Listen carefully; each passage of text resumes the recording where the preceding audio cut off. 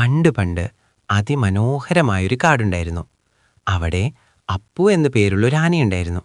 അപ്പു നല്ല വലിപ്പമുള്ള കറുത്ത നിറമുള്ളൊരു ആനയായിരുന്നു. അവന് മുറം പോലത്തെ വലിയ ചെവികളും നീളമുള്ളൊരു തുമ്പിക്കൈയും ഉണ്ടായിരുന്നു. അപ്പുവിന് എല്ലാവരെയും സഹായിക്കുന്നത് വലിയ ഇഷ്ടമായിരുന്നു. ഒരു ദിവസം അപ്പു കാട്ടിലൂടെ നടക്കുകയായിരുന്നു. വഴിയിലുള്ള മരങ്ങളിലെ പച്ചിലകളും കരിമ്പും അവൻ രുചിയോടെ തിന്നു. മരക്കൊമ്പിലിരുന്ന ചിപ്പു എന്ന കുരങ്ങനെ അവൻ കണ്ടു. ഹലോ അപ്പു, കുരങ്ങൻ ചിരിച്ചുകൊണ്ട് പറഞ്ഞു. അപ്പുവും തിരിച്ചു ചിരിച്ചു. കുറച്ചു ദൂരം കഴിഞ്ഞപ്പോൾ മിന്നു എന്ന മുയലിനെയും അവൻ കണ്ടു. നടന്ന് നടന്ന് അപ്പു പുഴക്കരയിലെത്തി. പുഴയിൽ നല്ല തെളിഞ്ഞ വെള്ളമായിരുന്നു. അവൻ തുമ്പിക്കൈ കൊണ്ട് വെള്ളം കോരി കുടിച്ചു. പിന്നെ തുമ്പിക്കൈ നിറയെ വെള്ളമെടുത്ത് ദേഹത്തേക്ക് ചീറ്റിക്കുളിച്ചു. അവൻ നല്ല സന്തോഷത്തിലായിരുന്നു. പെട്ടെന്നാണ് കാറ്റ് വീശിയത്. മരങ്ങൾ ശക്തിയായി ആടിയുലഞ്ഞു.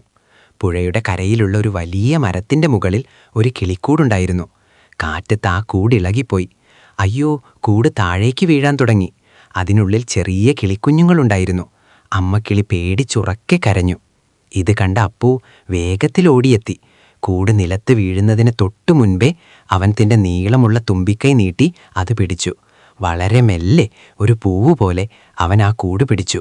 പിന്നെ അവൻ ആ കൂട് സുരക്ഷിതമായ മറ്റൊരു മരക്കൊമ്പിൽ എടുത്തുവെച്ചു. കിളിക്കുഞ്ഞുങ്ങൾ രക്ഷപ്പെട്ടു. അമ്മക്കിളി സന്തോഷത്തോടെ അപ്പുവിനോട് നന്ദി പറഞ്ഞു. ഇത് കണ്ടുനിന്ന ചിപ്പു കുരങ്ങനും മിന്നു മുയലും കൈകൊട്ടിച്ചിരിച്ചു. വലിപ്പമല്ല, മറിച്ച് മറ്റുള്ളവരെ സഹായിക്കുന്ന നല്ല മനസ്സാണ് വലുതെന്ന് എല്ലാവർക്കും മനസ്സിലായി.